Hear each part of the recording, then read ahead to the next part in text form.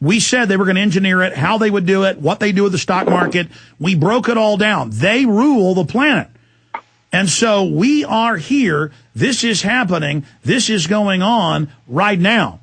And so I just want you to know that this is very, very serious. And the cop on the beat, he's just taking you to jail. He's probably not a bad guy. He's on a power trip.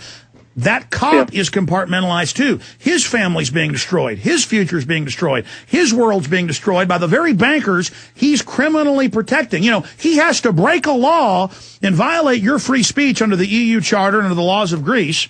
They break the law and keep taking you to jail. Beat the rap, can't beat the ride. So they're committing crimes to destroy their own futures. I've just thought of a book I'd like to recommend. What book is that? Well, it's a little bit odd. You might think me recommending it, but I picked up a copy of the diaries of Goebbels, the German propagandist from World War II, one of the most evil men of all time, but also one of the most brilliant psychologists. And these papers were rescued after the war, and almost by chance. And what's revealed in his diaries is just one of the early exponents of propaganda, of mind manipulation, of population control, giving and taking, guiding the public mind. And it's an extraordinary read. And I recommend everyone to just have a look at it, because you read it and you go, my God, this guy is you know, he's one of the groundbreakers there. He's one of the groundbreakers. Well, you know who he cited. He cited Edward Bernays. No, I heard that today, actually, funnily enough. Yeah. Oh, so you were reading them? Yeah, I've actually read part of those. I didn't have time to read the whole book. Which book do you have? There's two books that I know of that have the writings of. Do you know what? I don't know. It's an old tattered Joseph copy that I found in a secondhand bookshop. Nazi propaganda Gauleiter. Stay there. Let's do one more segment if you can do it. Look, Charlie Skelton, you're a smart guy. Writer for London Guardian. Write for a lot of big publications. I'm not here preaching at you. I'm just telling you, I've been there. I've seen it. I can't believe how evil the globalists are, but they revel. They one-up each other on who is the most ruthless, who is the most corrupt. And Edward Bernays and Joseph Goebbels, that's 80-year-old stuff. You know, when they were really in their heydays. And it's all being used today, but even more sophisticated. They fuse more than 100 different types of propaganda together where I can't even articulate it. I can just behold it and go, when I'm watching television, I mean, that's how scientific it is, and the wordsmithing and the twisting and the tactics. And but you're talking about Goebbels. That is good to read. I definitely want to have you back up in the near future. I want to get you up for 15, 20 minutes tomorrow. I won't keep you for 10 hours. If your cell bill's huge, you know, it's $50 or something, send me a bill. I'll pay for it. So I appreciate you. We were going to try to call your hotel, but you got detained, and luckily we thought to get your cell phone earlier. And I know I've been, you know, preaching at you, but you're there, arrested twice, released again. Have they won? I mean, are you not going back now, you know, to the Bilderberg group meeting? I mean, I guess you could go buy a 100-pound, 200-pound digital zoom, a little bit better Sony one that has like a 50 zoom or something, and maybe have taxis drive by and take photos. Digitals are good at that. Don't let them stop you just because they've arrested you twice. Now, that's easy to say. I was only arrested once for 16 hours and didn't like it, or 15, 16, whatever. But so, I mean, where are you going from here? It's a good question. Have they won? And partially they had today. I didn't. I was intimidated enough not to go up to the gates of the hotel today.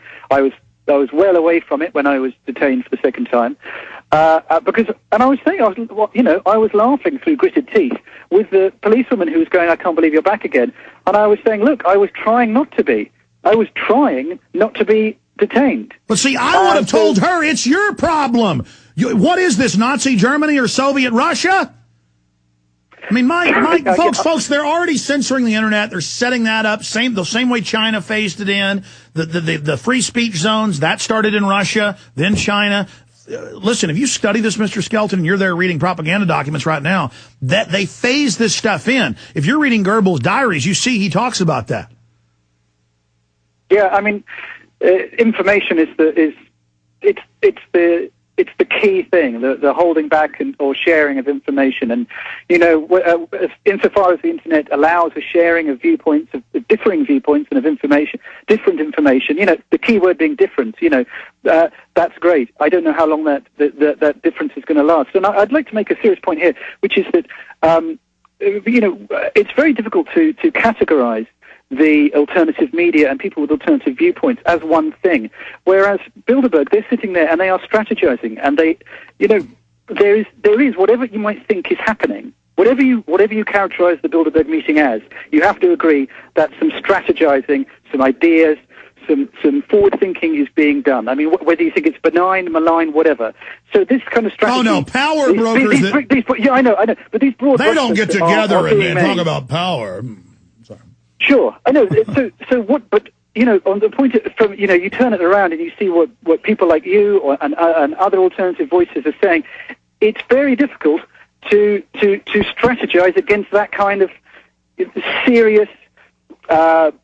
Big money, strategizing that's going on their side, and one of the difficult things is that people have differences of opinion and people disagree. I disagree with my wife about aspects of September 11th, for example. We have different. I disagree about certain things about the importance of gun control, and my mind is slightly changing on that, I have to admit. But whilst we have differences of opinion, I think it's very important that at some point there is a coherent strategy against globalization. Okay, listen. Do 5 more minutes, then I'm going to let you go and take calls. 1 minute break, sir. We're going to start the third hour. Charlie Skelton, who writes for one of the biggest newspapers in the world, is covering Bilderberg, the London Guardian. Do 5 more minutes with him. The total phone blitz and news blitz coming up, and a guest about the government kidnapping children en masse. A state representative will be joining us, but I want to be clear and also let you know now what you've stepped into, Mr. Skelton, because we're not making this up. You'll probably be stuck on a no-fly list now. And this is how the globalists operate. It's unnamed. They won't tell you why you're on it for the rest of your life. With Interpol, UK, US, you're on file for daring to work for a big newspaper and go cover world leaders meeting to set the future of the world. With all the big bank ministers in secret, with helicopters and guys with machine guns. Now think about how butt backwards that is. Here we are trying to cover this, and they make it like we're the bad guys. They make us go through the airports and thumb scan and face scan and take our shoes off and be body scanned and be searched and ask questions. But then they just fly in private jet, helicoptered in. The police and military we pay for then protect them to carry out their crimes against our nation. And there's no doubt. I mean, one Bilderberg, remember, I know was under indictment, and he's involved grabbing the Texas power plants, and he's Pakistani. He's involved grabbing the roads and the NAFTA highways. I mean, these guys come in, buy off governments, and have the governments hand them everything. Same thing the Nazis did that you were mentioning. So that's how they operate. And now they have these new hate lists. And now they want to put American gun owners on list without ever saying why you can't own a gun. I mean, this is tyranny, and we have to go ahead and just recognize it and deal with it. Any final comments on that and any other observations about where they're meeting, the security they've got at Bilderberg 2009 in Athens, Greece? Well, as for that, I might keep my distance a little bit more, even tomorrow. Maybe just wander off a bit, so I'll steer a little bit clear. No, it's too late. Too late. They've already arrested you twice. That was just to bring you in and identify and get you in the slave grid. Now you don't have it. Now you just got to fight them. Go ahead.